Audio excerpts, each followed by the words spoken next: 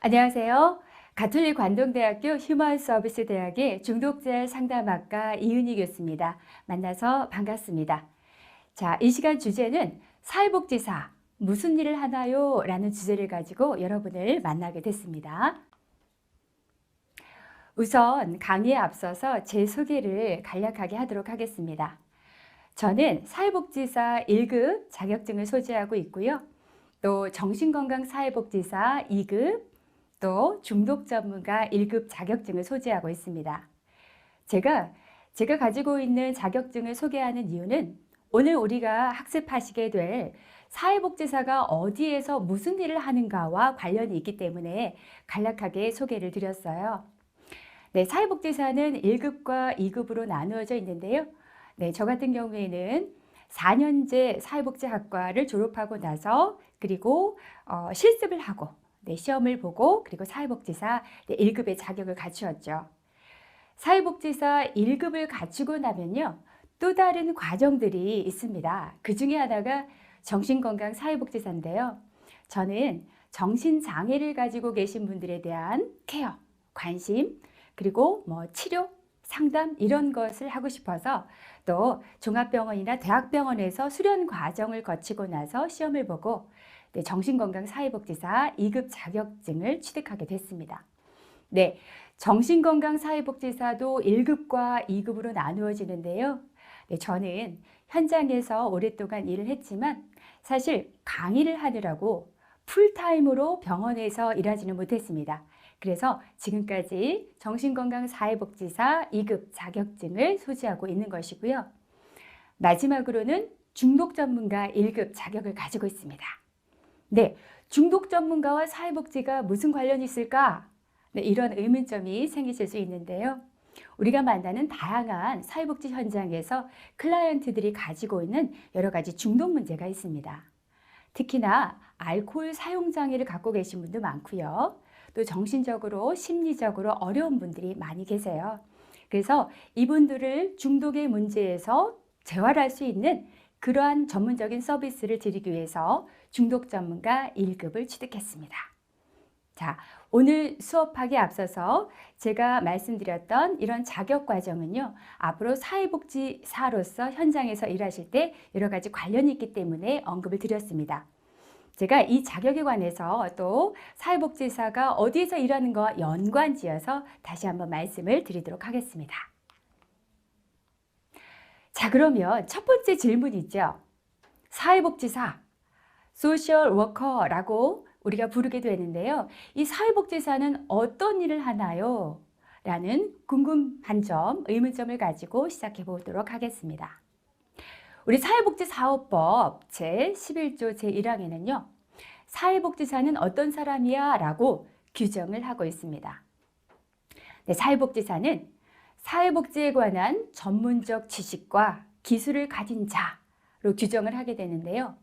이것을 풀어보면 아동, 청소년, 노인, 가족, 그리고 장애인 등 이 다양한 사회적으로 또 개인적인 문제를 겪는 사람들에게 사회복지학의 전문 지식과 기술을 이용해서 어떠한 문제가 있는가를 진단하고 평가를 합니다. 그리고 나서 이분들에게 적절한 서비스를 주기 위해서 즉 문제 해결 방법들을 다양하게 찾아보고 지원하는 업무를 담당하는 사람이 바로 소셜 워커, 사회복지사라고 볼 수가 있겠습니다.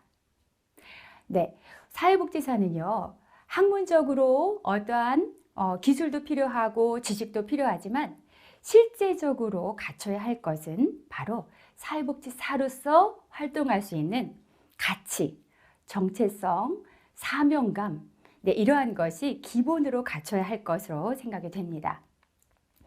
사회복지사는요, 인간의 존엄성, 즉 인간에 대한 존엄함, 네, 인간에 대해서 가장 중요하게 여기는 마음이 필요하고요.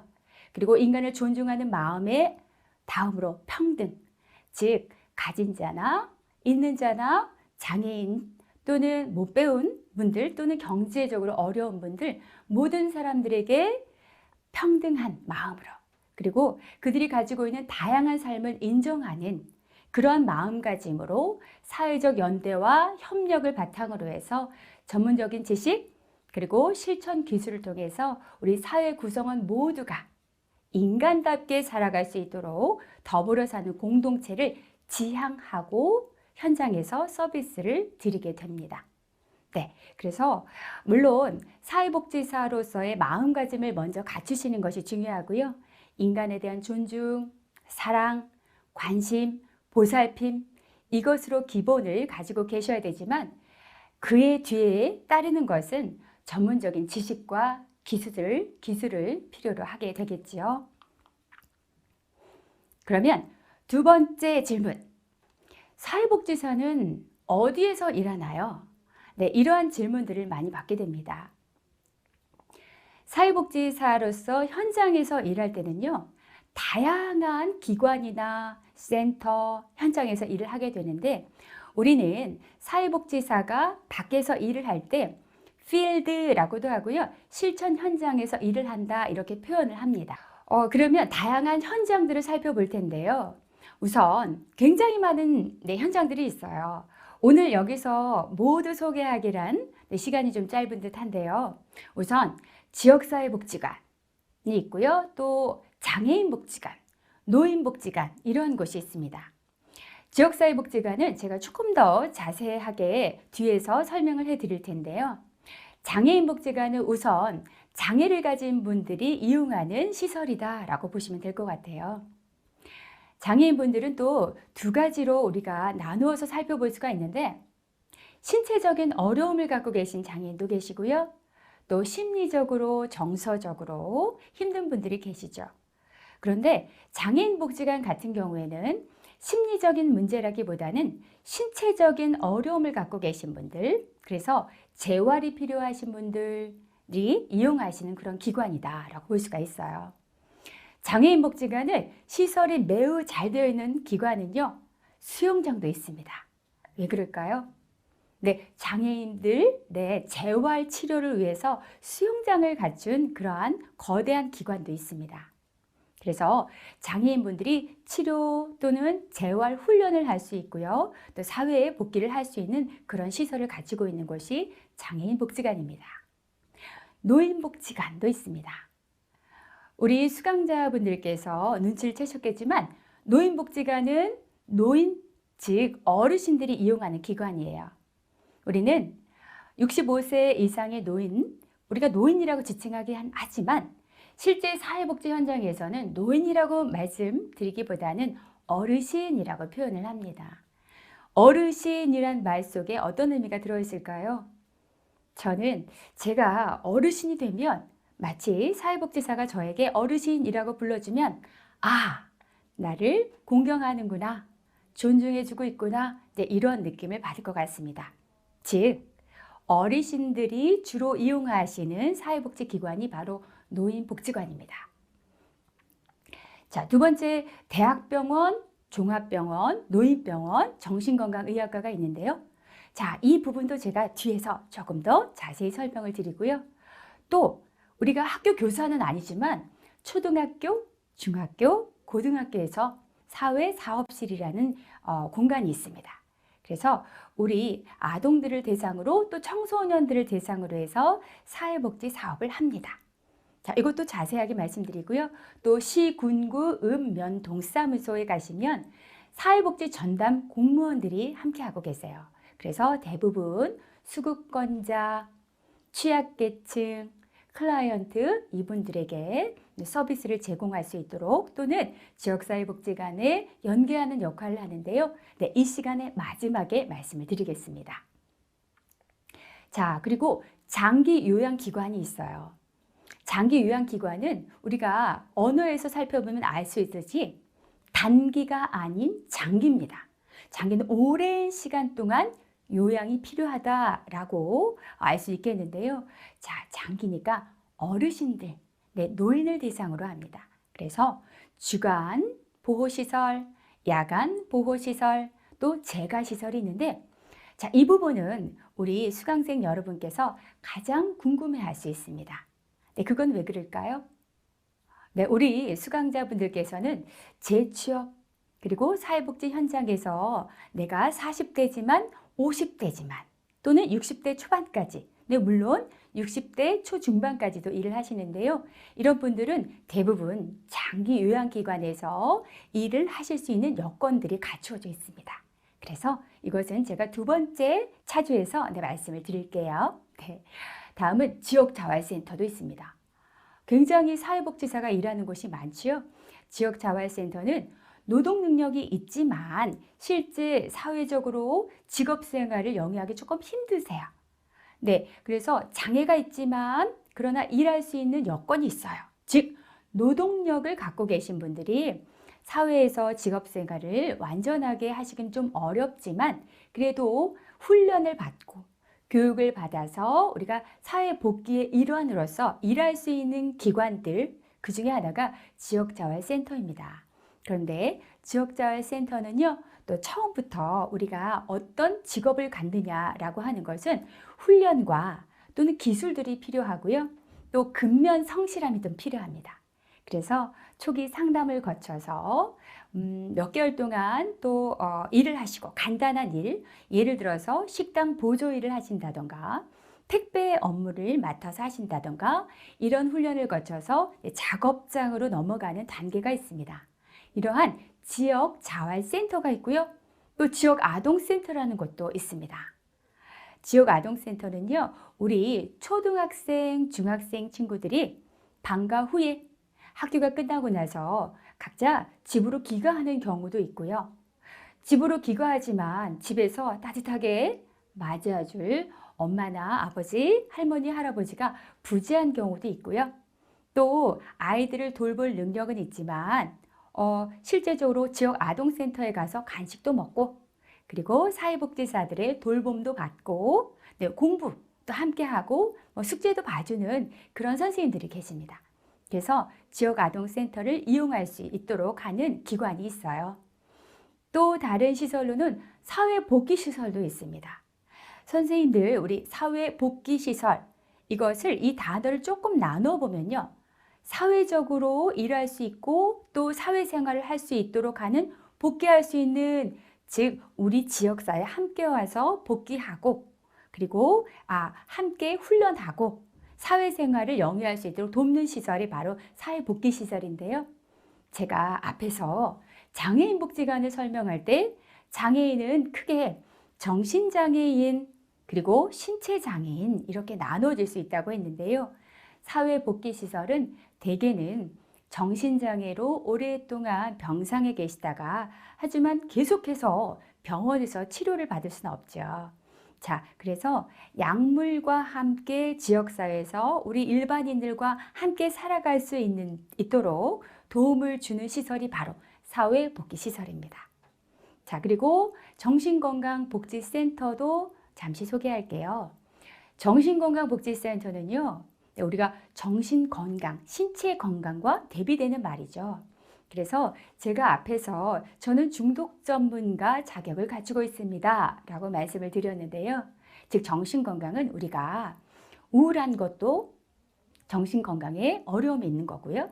또 공황장애를 겪으셔서 굉장히 큰 트라우마를 갖고 계신 분들도 또 계시고요.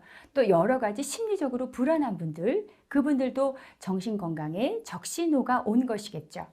그런데 그런 분들도 있지만 조현병이라든가 또는 우울증 또는 알코올 중독 또는 마약류 또는 행위 중독, 도박 중독 이러한 중독의 문제를 겪고 계신 분들의 치료와 재활을 위해서 정신건강복지센터의 사회복지사가 우리 지역사회 클라이언트를 대상으로 해서 서비스를 줍니다.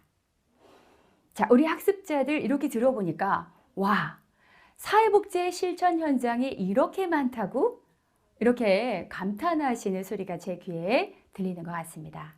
그러면요, 이것보다도 실은 사회복지사가 일할 수 있는 현장은 더 많습니다. 시설이라고 해서요, 우리가 이용할 수 있는 시설도 있고요. 또 먹고 자고 함께 공동의 식구로서 함께 살아가는 그런 시설도 있습니다. 즉 이용시설, 생활시설 등도 있고요. 또 장애인들이 함께 모여 사는 그런 시설도 있습니다. 굉장히 넓지요. 자, 그런데 이 시간에는 제가 전반적으로 소개를 드리면서 또 대부분의 사회복지사 자격을 갖춘 분들이 근무하는 그런 시설들을 또 소개할까 합니다. 지역사회복지관입니다.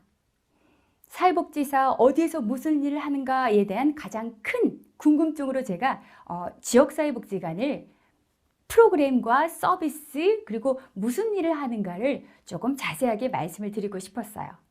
왜냐하면 여러분께서 만약에 사회복지사가 되신다고 하면 지역사회복지관에서 근무할 수도 있으시겠지만 우리는 지역사회 주민이죠.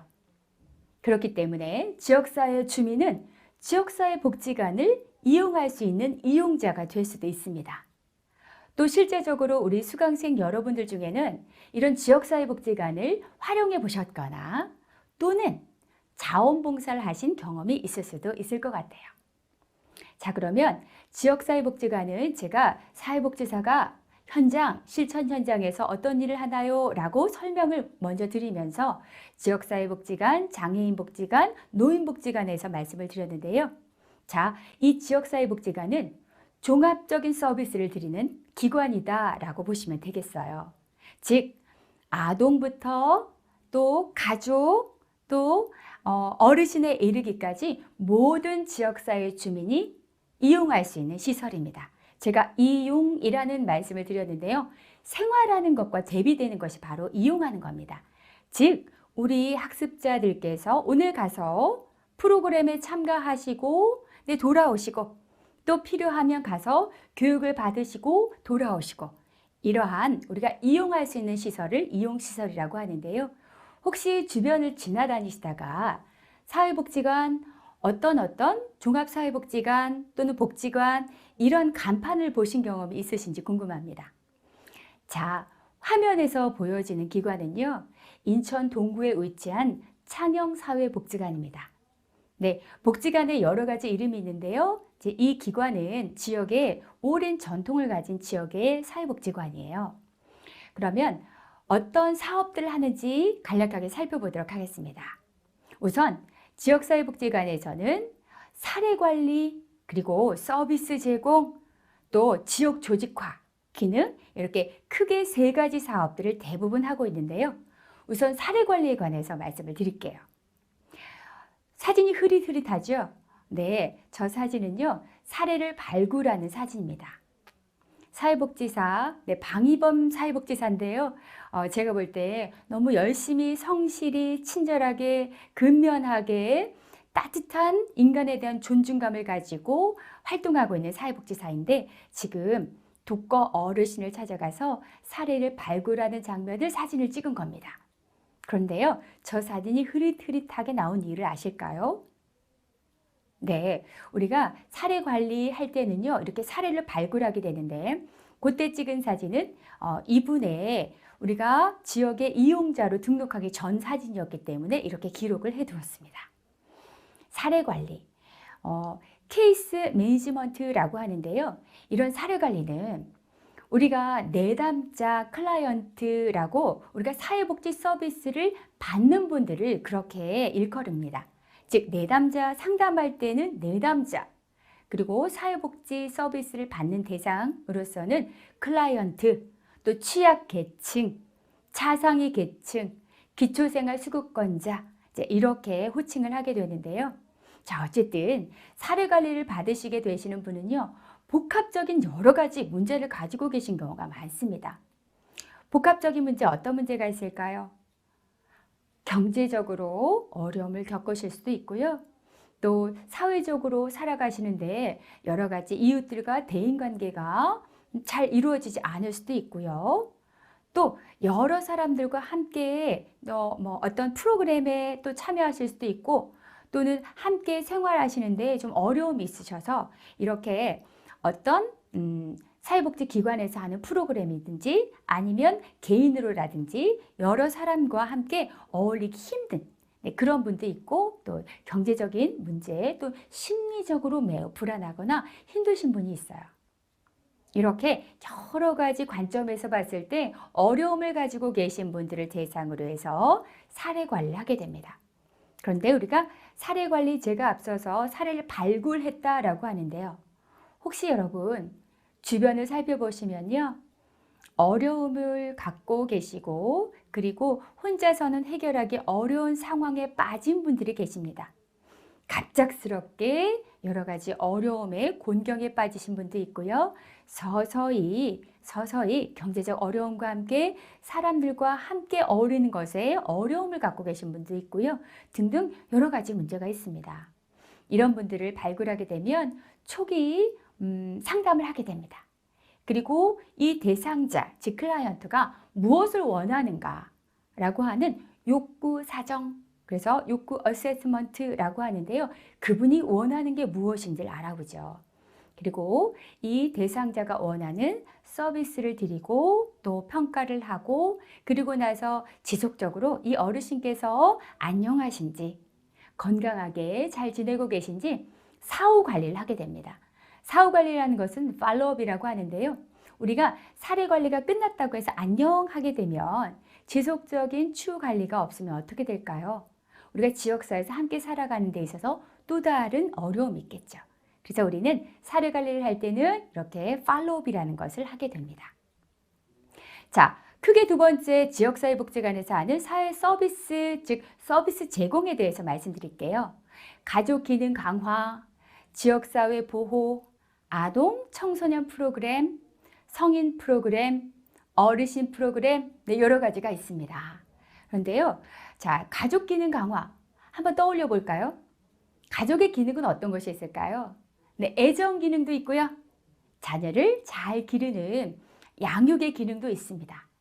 그리고 네, 서로가 가족에 있는 어려운 문제를 서로 소통하고 의사소통을 통해서 해결해 나가고요. 또 바람직한 자녀가 성장해서 사회인으로 될 수 있도록 부모가 온 힘을 합쳐서 기르게 되죠. 그래서 이런 것들을 가족의 기능인데요. 우리 주변에 보면 어려움이 있으신 분이 참 많아요. 그래서 부부 자녀 간의 갈등이 있다던가 아니면 부부 사이에 해결하지 못한 여러 가지 갈등이 있다든가 등등 문제가 많습니다. 그래서 이 가족 기능을 강화하기 위해서는요. 부모와 자녀가 함께 책을 보고 어울릴 수 있는 책과 놀자라는 프로그램도 있고요. 또 우리 가족만의 음식, 반찬 이래서 레시피를 만들어서 가족에게 제공할 수 있는 우리 가족만의 반찬 이런 프로그램도 있고요. 또 가족이 함께 캠핑을 가서 가족이 더 단란해지고 화목해질 수 있는 그런 시간을 갖기도 하고요. 또는 부모 교육, 즉 부모가 어떻게 하면 원만하게 그리고 바람직하게 자녀를 양육할 수 있을 것인가 라고 하는 그런 교육들을 하기도 합니다. 자, 지역사회 보호. 우리 지역사회 주민들이 건강해야죠. 그래서 때로는 지역사회 의료인들께서요. 함께 지역사회에 있는 복지관에 오셔서 건강검진을 해주시기도 합니다. 그래서 지역사회가 정신적으로나 신체적으로나 건강할 수 있는 이러한 시스템을 갖추고 있고요.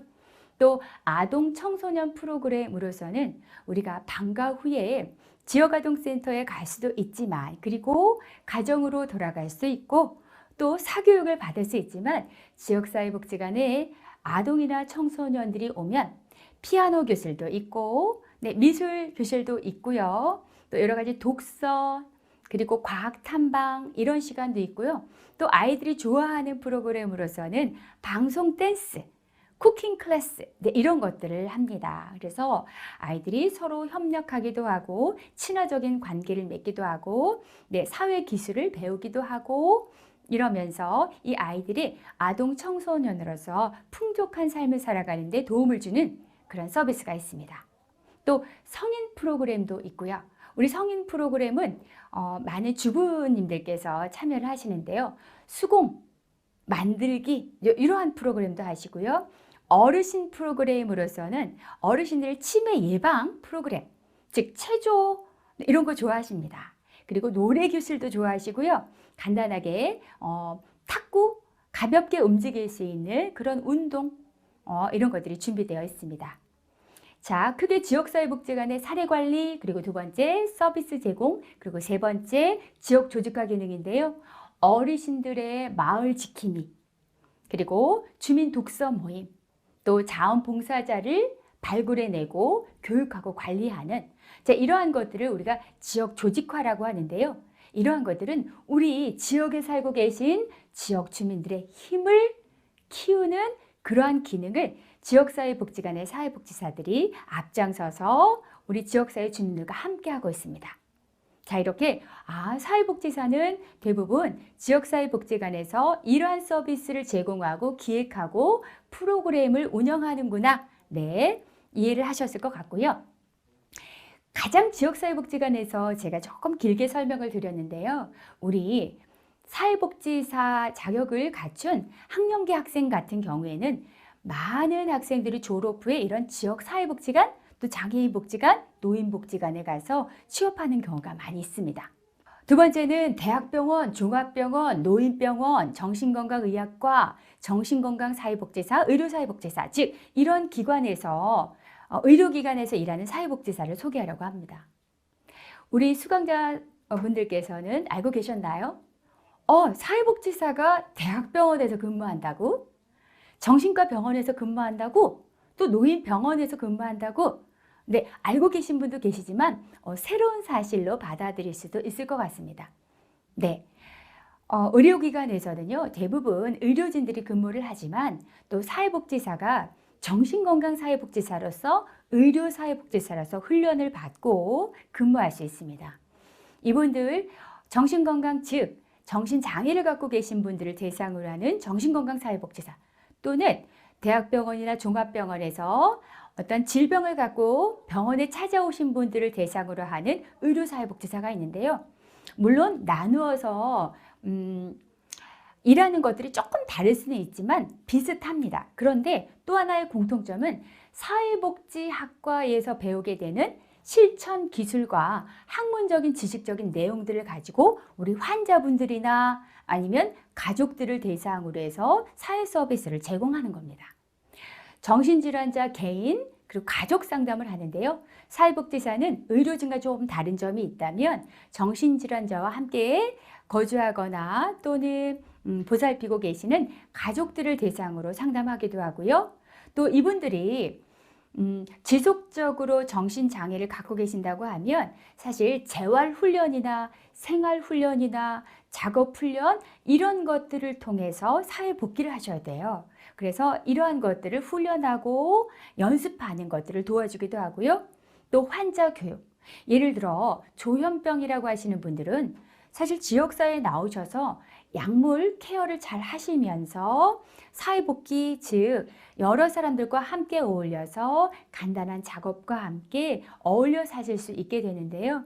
이런 환자 교육의 하나로서는 약물 교육을 하게 됩니다.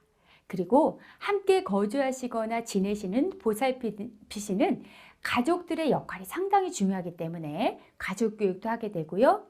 또 환자분들께서 퇴원하시고 나서 사회 복귀를 하셔야 되는데 또 가정으로 돌아가실 수도 있지만 또 다른 훈련을 통해서 사회 복귀를 촉진하는 그런 서비스를 받는 기관에 연계할 수도 있습니다.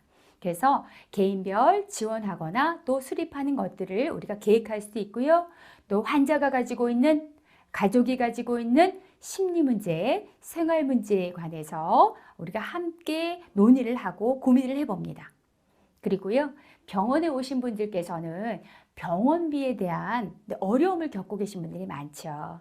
물론 모든 분들에게 병원비에 관해서 지원을 해주거나 또는 여러 가지 사회보장 지원을 해주거나 하지는 않지만 많은 모든 환자들에게 할 수는 없지만 우리가 수급권자 정도 또는 기초생활 수급권자, 자상의 계층 그리고 아주 지금 당장의 의료적인 혜택을 받아야 하지만 경제적인 어려움이 있어서 당장 치료에 임하지 못할 때 위급한 경우 긴급 의료 지원을 할 수 있습니다. 그래서 이런 것들을 연계하고요. 또 의료팀과의 협업을 하게 되는데요. 예를 들어 산부인과, 우리가 산후우울증 들어보셨나요? 산부인과에 자녀를 출산한 산모가 산후우울증을 겪고 계셔. 그런 경우에는 산부인과와 함께 정신과와 협진을 해야 되겠죠. 그런 경우도 있고요.